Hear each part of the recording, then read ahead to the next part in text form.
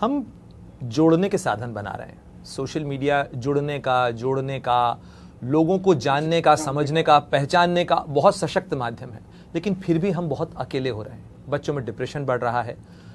Kota factory से लेकर कई सीरियल्स, कई मूवीज़, कई डॉक्यूमेंट्रीज लगातार सामने आई हैं जो बता रही हैं कि ये युवा जनरेशन है, ये बहुत ज़बरदस्त डिप्रेशन के अंदर है, नशे की लत में है। जो आप पढ़ा रहे हैं, जो आप देख रहे हैं, ये बहुत सारी उम्मीदों के साथ ज़रूर आते हैं, लेकिन क्या इनमें वो बाहुबल नहीं है या वो जो मानसिक क्षमता होनी चाहिए वो नहीं आ पा रही है? कहाँ चूक रहे हैं हम, पेरेंटिंग से लेकर एस्पिरेशन तक? Materialism without spiritualism is orphan. भौतिकवाद अध्यात्म के बिना अनाथ है। जैसे आज के युवा को बढ़िया गाड़ी चाहिए, मर्सिडीज, लेकिन अगर आपका मन खुश नहीं है और आपको मर्सिडीज मिल गई, ये बहुत इसी मैं चाहता था आप मुझसे सवाल ये करें। मैं इस युवा को कहना चाहता हूं कि अगर आपका मन और शरीर सशक्त नहीं है तो इस दुनिया में आपको कुछ भी मिल जाए, कुछ भी, आप उसका आनंद नहीं ले पाओगे, क्योंकि आनंद के लिए शक्ति चाहिए। हिजड़ा क्यों गाली मानी जाती है? एक समुदाय है, वो एक क्रोमोसोमल डिसफिशिएंसी है उनके अंदर, उन्हें गाली नहीं देनी चाहिए, लेकिन फिर भी अगर हम किसी को हिजड़ा बोल देते हैं तो वो बुरा मान जाता है कि अरे इन्होंने मुझे हिजड़ा कह दिया। तो भौतिकवाद का भोग सिर्फ आध्यात्मिक व्यक्ति ही कर सकता है, और आज के युवा के जीवन से अध्यात्म पूरी तरह से गायब हो रहा है। वो कहता है ये धर्म, ये पाखंड, ये अविश्वास, ये ध्यान, ये कुछ भी नहीं होता। सेक्स की दवा ले रहा है 20 साल का युवा, मतलब इससे बड़ी दुर्घटना इस ब्रह्मांड में कोई नहीं हो सकती। और बड़े मजेदार बात कि ऐसे हजारों वीडियो अब सोशल मीडिया पे आ रहे हैं जो बता रहे हैं कौन सी दवा 10 घंटे काम करती है, कौन सी दवा 20 घंटे काम करती है। ये सिर्फ मानसिक खोखलेपन का परिणाम है।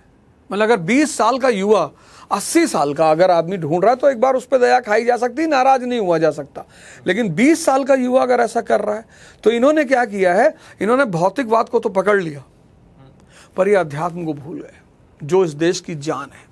क्या इस डिवाइस के अंदर इजी अवेलेबिलिटी एक कारण है? हाँ, बिल्कुल कारण है, बहुत बड़ा कारण है। अब तो हम कुछ छुपा ही नहीं सकते बच्चों से। जैसे आज से 40 साल पहले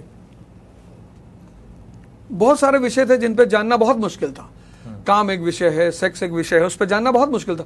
अब हम अपने बच्चों से कुछ छिपा ही नहीं सकते। सब कुछ। आप ये जो बातें करते हैं, कई छात्रों का कहना है, हाल के समय में बहुत सारे कोचिंग इंस्टीट्यूट्स को लेकर भी बहुत सारे प्रोटेस्ट हुए। छात्रों का कहना है कि अवध ओझा सर क्लास के अंदर ये सब ज्ञान की बातें करते हैं, सिविल सर्विसेज की प्रिपरेशन तो करवाते नहीं, विषय के ऊपर चर्चा होती नहीं है, वो सेक्स पर चर्चा करते हैं, वो जीवन के इस दर्शन के ऊपर चर्चा करते हैं, इसके लिए हम क्या करें? ये तो बातें बहुत जगह सुन लेते हैं।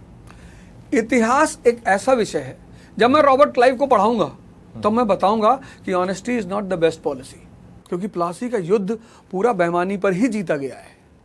प्लासी के युद्ध में लड़ाई कहां हुई? 29 लोग मरे थे रॉबर्ट क्लाइव की तरफ से, ईस्ट इंडिया कंपनी की तरफ से, और 500 लोग मरे थे सिराजुद्दौला की तरफ से। मेरा जो विषय है, अगर मैं पबैड पढ़ा रहा होता, ज्योग्राफी पढ़ा रहा होता, इकोनॉमी पढ़ा रहा होता, तो उसमें कहानियां होती ही नहीं।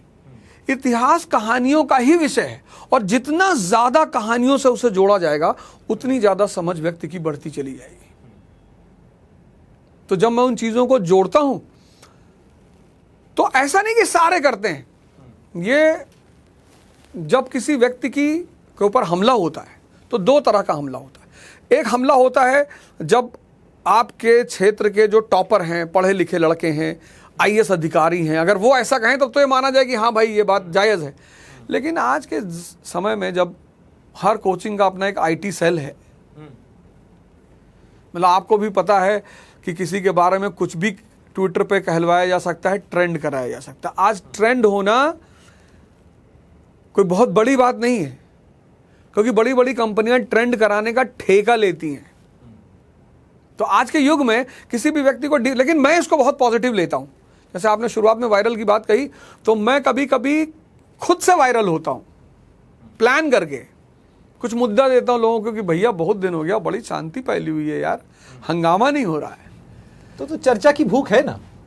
भूख नहीं है। फिर आप जब जानते हैं कि अब आप लोग, दुनिया कहीं आपको मिस तो नहीं कर रही है, दुनिया आपको मिस ना करे, वो आपको सुनती रहे, जानती रहे, देखती रहे कि हाँ पर्दे पे हैं। जैसे हमारे एक बॉलीवुड के एक्टर हैं बेचारे, मैंने सुना आजकल बड़े अवसाद से गुजर रहे हैं। तो ये अवसाद जो होता है कि भाई आप आज सोशल मीडिया के दौर में कोई अवसाद में हो ही नहीं सकता। कुछ तो बाहर निकालिए, कुछ तो बढ़िया बोलिए, कुछ तो कहिए, कहीं ना कहीं कोई ना कोई आपको यही तो वजह सर, यही तो इंस्टेंट ग्रेटिफिकेशन है जो युवाओं को जो है बेतुकी हरकतें करवाता है, कभी प्लेटफॉर्म के ऊपर, कभी मेट्रो ट्रेन के अंदर, कभी चौराहे के ऊपर। तो यही तो इंस्टेंट ग्रेटिफिकेशन है, यही हम सोशल मीडिया में ढूंढ रहे हैं कि कोई मुझे जानता रहे, चर्चा करता रहे, देखें कितने लाइक्स आए, कितने शेयर्स आए।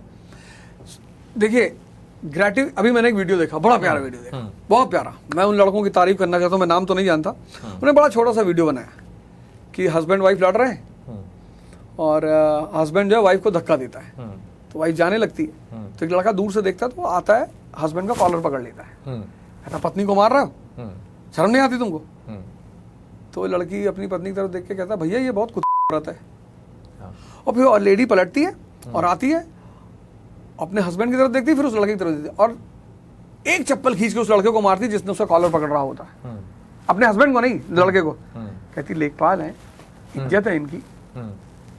क्या मैसेज दिया उस लड़की ने कि कभी भी मियाँ बीवी के झगड़े में डंडा करने की कोशिश मत करना।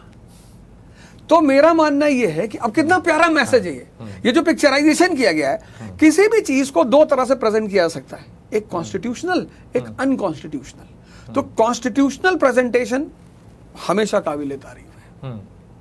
अगर आप ये वीडियो YouTube पर देख रहे हैं तो हमारे चैनल को सब्सक्राइब करें और बेल आइकन को दबाना ना भूलें। अगर आप Facebook पर ये वीडियो देख रहे हैं तो हमारे पेज को लाइक करें।